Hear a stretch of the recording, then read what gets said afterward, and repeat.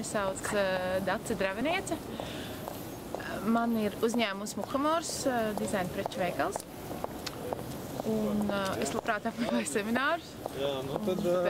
Tad, kad atnāca pat spam veidā pieteikums uz Facebook seminārus, viņi izskatīja, ko es reti daru ar spamiem, bet tas pieteikums nāca tieši laikā. Jo man visu laiku bija par to interesi, un es pati kā nemeklēju, bet viņš iekrita tieši vajadzīgā brīdī priekš manis, un es labprātīgi pieteicos.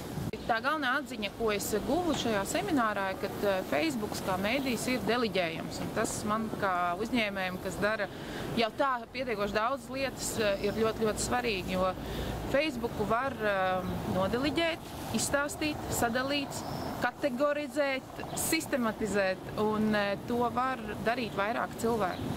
Tas nav tev viena cilvēka mēdījis un uzdevums, kur tev ir visu laiku jādomā un jāveido tā vide.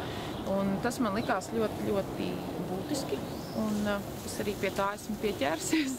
Respektīvi, mēs tagad to Facebook būvējam jau 2 cilvēki, un es domāju, ar laiku būvēsim 3 cilvēki. Un tas ir arī ļoti būtiski no tāda viedokļu apmaiņas ziņā, kad viņš paliek tāds bagātīgāks un tā informācija pamainās. Vēl aizvien paturot spēkā galvenos uzņēmumu kritērijus.